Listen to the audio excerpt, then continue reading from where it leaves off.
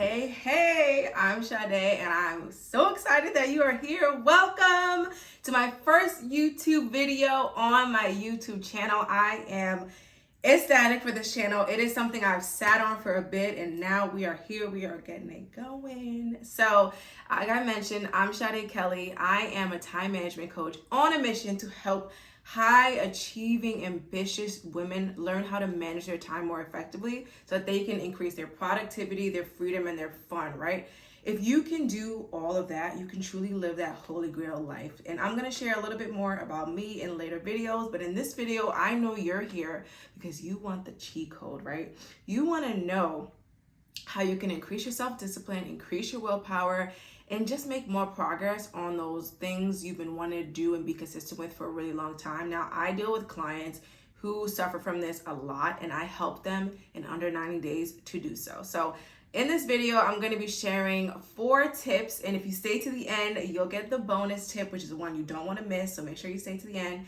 And if you're already loving what I'm about to give out, the content I'm going to be giving, which is all about intentional living, which includes productivity, time management, wellness, overall just lifestyle and fun things that I even like to do, then make sure that you comment on this video, as well as subscribe and turn those notifications on so you don't miss another video. They'll be coming out every single week. I bet you're here because you suck at consistently committing to things and showing up, especially when you don't feel like it.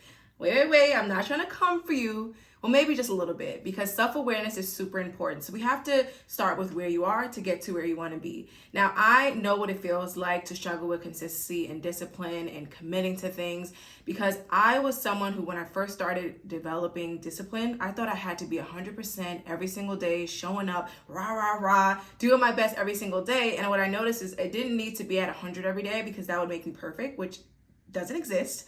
It just needed to be at a level of consistency that worked best for me. So we're going to talk about that in this video, because that's something that I feel is a misconception for many people. Now, when I finally became a disciplined person, it was the most rewarding part of my self-development journey, because when you can finally get more disciplined, you'll notice that you have a better quality of life, and overall you just feel really good about the things you're doing on a regular basis, and you're able to regulate your moods much better. Now, when you can get things done quicker because you're disciplined and you know how to commit and show up for yourself, then you end up having more time for freedom and fun. And that's why I love productivity, and I'll talk a lot about that in my videos. But I see productivity different than most people, because I see it as if I can get super productive in all areas of my life, especially with work, then girl, I have so much more time for freedom and fun and to travel the world. Now, I've been to 29 countries and counting. I'm going to be going on some really fun trips this summer, and I hope to vlog them and put them up. I want this channel to be encompassing all those things. But in this video, let's get right into the self-discipline techniques. I'm going to give you these 4. You're about to be like, oh, and you have to get so much from it. Make sure you're taking notes and stay tuned for the bonus coming at the end. So if you don't know what self-discipline is in the first place, let's start off there with the definition. Now, self-discipline is your ability to deal with discomfort, right? It's your ability to do what you know is right, despite all the temptations to want to abandon it. It is how you strengthen that willpower muscle. That is all self-discipline is, right? Learning how to go and do and what you need to do, control your feelings, even when all the circumstances around you are making you not want to do so. Now, we all have areas where we actually are disciplined, despite how much we think we don't. Now, I know you probably are sitting here thinking you have no areas where you're disciplined. I've been there. I have so many clients. A lot of my time management coaching clients, a lot of them think that they are not disciplined in any area. But I ask you to just take a moment and think about it. You're probably disciplined in some area, whether it's showing up to work on time or even just being able to maintain a job, whether it's around your food choices or your bedtime or managing your money. There's some area where you are disciplined, right? So I want you to know that, first off, that if you are disciplined in one area, which I know you are, you think about it, there is one where you are, then you can be disciplined in any other area of your life, because being disciplined in one area often trickles down. So my first tip for working on your discipline is all about focusing on shifting your identity. Now, when I say shifting your identity, when you're trying to build up a habit of self-discipline, right, you have to start embodying the person that you want to be, which I know is so hard. I know it's hard, but you can totally do it. So I'll give you an example of how I did it. I started just telling myself that I was self-disciplined, that I was impeccable with my word, that I was honest, that I was real, and that when I said I was going to do something, I showed up and I did it. And I did those things for myself first before I could do that for anyone else. Now, when I was working corporate, so my background is actually as an advertiser. After I graduated college, I worked in advertising for 6 years, making brand campaigns for huge Fortune 500 companies. And while I was there, I enjoyed it for a while, but I noticed about 2 years in that I just didn't feel that I could be creative as freely as I wanted, and I wanted an entrepreneurial outlet, just like many other millennials, right? I started a side hustle, which brought me into the fire inside, which was my blog, and that led me down into coaching years later. But all throughout that time when I was side hustling, how I got myself through and how I got myself disciplined was by identifying as a business owner. Like, I would literally go to work thinking, I'm going to work because these are some of my clients that are part of my business. Even though, y'all, I was going to work, right? Like, and I barely had any clients in my actual business, but I still would embody that person. I would show up as her. I would dress like her. I would smell like her. My attitude would be like her. I don't know if that was her attitude, but you get the point.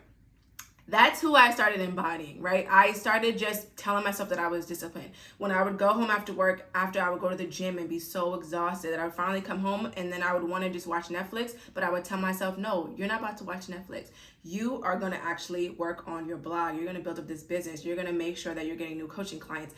I was so diligent about shifting who I was. And when you can actually shift who you are in your mind, start telling yourself that you are this person that you're trying to be, eventually you will become that person, period. I'm living proof. My clients are living proof. Try it out. It's an amazing. My second tip is set your environment up for success. Now, we can't always rely on willpower. That's what this video is all about, right? At the end of the day, if we can set our environment up for success, we're way more inclined to actually have success. So you can do this by increasing the friction of things that you no longer want to be doing in your life and decreasing the friction of things you want to start doing. So Sade, what does that look like practically? I love to give an example of dietary things because I think it's one of the simplest ones, but I'll give 2 examples, one around projects and one around diets. So let's say you want to lose some weight or you just want to start eating healthier, you want to have more energy. So you're like, I'm going to ditch chips and junk food, right? The one best way to increase the friction of your environment to make sure you're not eating those foods anymore is to stop buying it, right? Don't even have it in the house. Or if you have it in the house, hide it somewhere. Like put it in the back of the fridge, in a bag, ziplocked, tucked away in a closet. I don't know, you figure that out. But I know that if you increase the friction of those types of foods that you're trying to avoid, you're not gonna wanna go find it, right? We like to do things that are easy. So for most of us, we're not gonna go and find those things, or especially if it's not even in the house, we're not gonna wanna even have those things. So that's one way to increase the friction of things that you no longer wanna do. On the flip side, you wanna decrease that friction of the things you want. So, all right, you're giving up the chips and the junk food. What you wanna start eating more is fruit and vegetables. So instead of letting those vegetables and fruit rot, because I know all of us have, I have too, where they produce goes bad so quickly. And if you tuck it in those little cute bins in your refrigerator, next thing you know, they're gone and they're spoiled and you have to throw them out. But if you put them front and center in your fridge, and it's the first snack that you can grab when you open it, and you see this colorful, beautiful fridge, and the apples and the spinach are right there in front of your face, you are way more likely to actually eat them, right? Because it's in your face, it's right there, the friction is decreased, you know when the expiration date is, and you're gonna make sure you actually grab them. So that's a practical way to do that when it comes to your diet. But let's talk about how to do that when it comes to a project you're working on. So let's say you're trying to build out your content calendar for next month, right? And it's something you lollygag on. Personally, I lollygag on it because creating content for a month can be difficult, all right? And actually getting myself to sit down can be hard, but I try to make it as easy as I can to do so. So when I'm doing that, I make sure I only open up the bookmark tabs that have to do with my content calendar, right? So I'll open up the content calendar and ideas I have for the content, and that's it. That'll be the only things up. Next thing I'll do is I'll set a timer to make sure I sit down and actually work on them.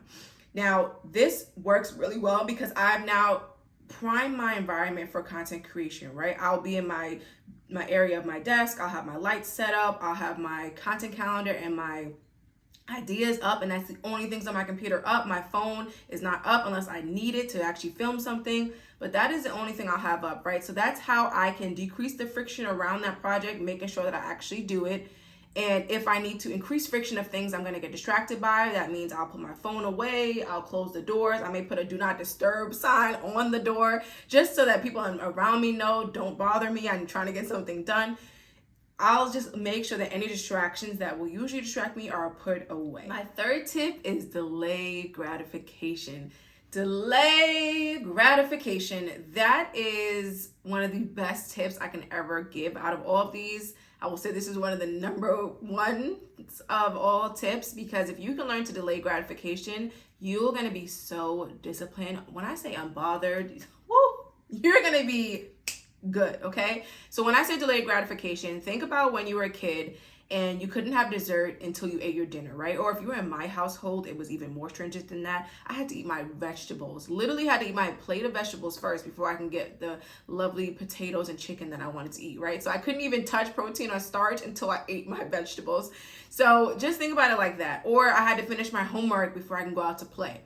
This is all different ways that your parents set you up to delay gratification so you would get the important things done. And also look at it as like it was a reward at the end of the day. So a lot of times when we're putting things off or we just can't find discipline, it's because we haven't actually primed ourselves to delay gratification, to actually go out and do the hard work that we know we need to get done, or at least start before we actually allow ourselves to relax, right? For many of us as adults, we will procrastinate because we can. No one's really going to tell us that we can't, because we can do whatever we want, right? But I want you to tune back into that childlike manner that your parents gave you, where they were like, you can't do this until you do that, and start enforcing that into your life. It's really going to change the game. I know it doesn't sound fun, but setting up consequences and rewards for your actions is going to change the game for you, because you'll see that you'll be able to stick things out a little bit longer, and also you'll be able to reward yourself and feel really gratified at the end of it. I promise you, this is how you will get consistent. Like, it will seriously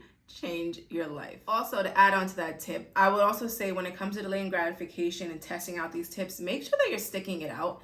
And I say that because I've noticed that when clients come to me, one of the first things they ask is, how can I get consistent, like I mentioned earlier in this video. And then I ask them, well, how long have you been working on this habit? And a lot of times it's not very long. It's maybe a week, maybe 2 weeks, maybe tops a month. And my thing is always that yes, some studies say that 21 days is how long it takes to build a habit, but it can take up to 254 days, which is almost 9 months, right? So the time it takes to birth a baby is how long it could potentially take you to get really good with healthier habits, or to work on something, or to make progress on something, right? So make sure that you stick it out. And if you need accountability, hello, I'm a time management coach ready to help you. You can always shoot me a DM on Instagram or shoot me an email, which I'll leave in the description box, and we can talk about how we can actually start getting your time management together. But when it comes to discipline and time management, you have to stick it out. Give yourself 3 months minimum 3 months, but definitely give yourself even longer than that. And we can talk more about what time frame could look like for you if you shoot me a DM or shoot me an email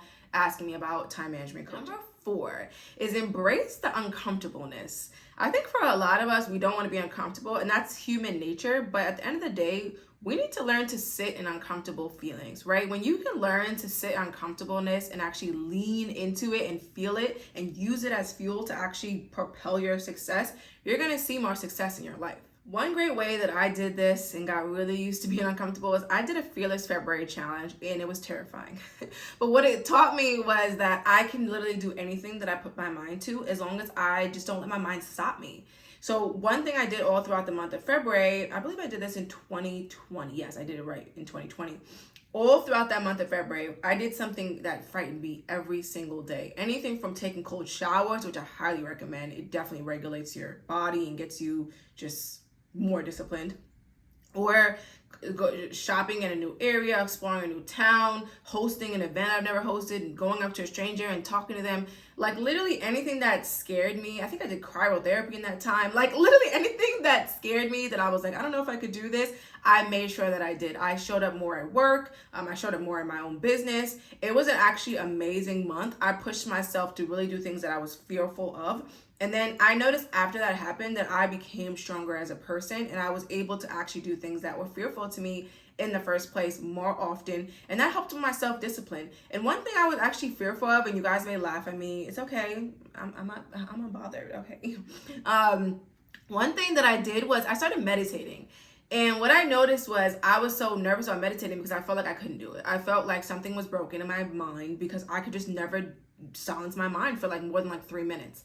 And what I started doing was I started really small. I did it 3 minutes, 5 minutes, 7 minutes, 10 minutes. Now I can do like 20 or 30 minutes, which is like crazy to me. But it took me a while. It took me about a year, I would say, probably about 6 months to a year to actually really get into it. And what I noticed was meditating helped me to focus more. It helped me with my self-discipline. It helped me to regulate my mind and my emotions much better.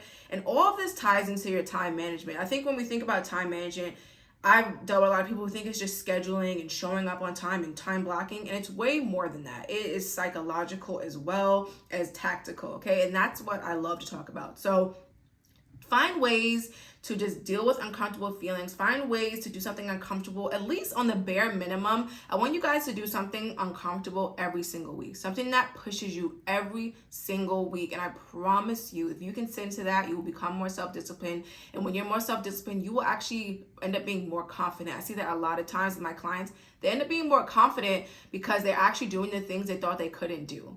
And people think confidence comes from just like, I believe I can do it, let me go out and do it. It actually comes from feeling that fear, doing it anyway, getting some type of result, whether it's good, bad, or either way you learned, and then going, wow, I feel so good about myself. I actually was able to do that. And it's a circle, and it just keeps fueling your confidence, I promise you. And it fuels your self-trust as well. So make sure that you start very small and keep going and progressing along the way. Don't think about the whole staircase. Think about each of those steps that lead up to that staircase. And I promise you, those uncomfortable moments will definitely help you get more self-discipline, as well as the other tips that I mentioned. So let's get into the bonus.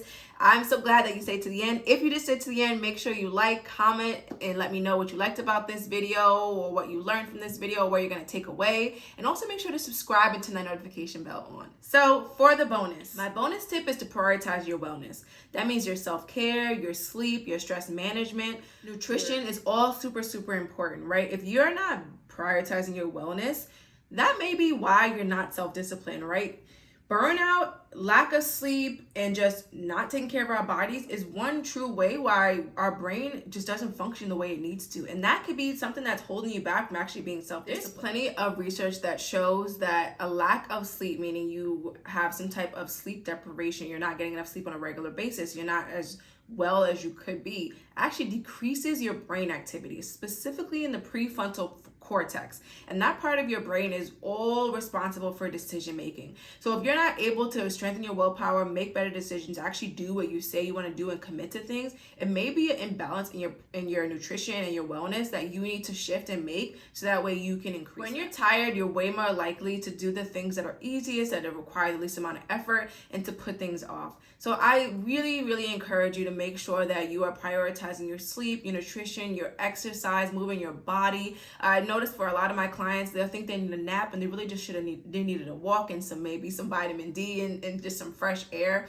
These are all things that are super important. And maybe you just need to drink some more water. I want you to think holistically, holistic health, when you think about managing your time management, getting more willpower, and increasing your self-discipline. I bet you're not lazy. I bet there's just an imbalance somewhere. And with these techniques, and of course with picking that off with your wellness, you will be able to increase your self-discipline, which will ultimately increase your self-love. Remember, self-discipline is the strongest form of self-love. Ignoring current pleasures for bigger, amazing outcomes to come. It's loving yourself enough to give yourself everything you've ever wanted, and to show yourself that you can do anything that you put your mind to. It's making sure that your dreams and your goals get achieved because you're showing up for yourself, consistently doing it, and seeking the help needed to get there. You only have this one life, and it's up to you to maximize it. No one else. There's no other excuses, right? So when it comes down to it, being self-disciplined is being stronger than your excuses and really, really committing to them, committing to your dreams and goals.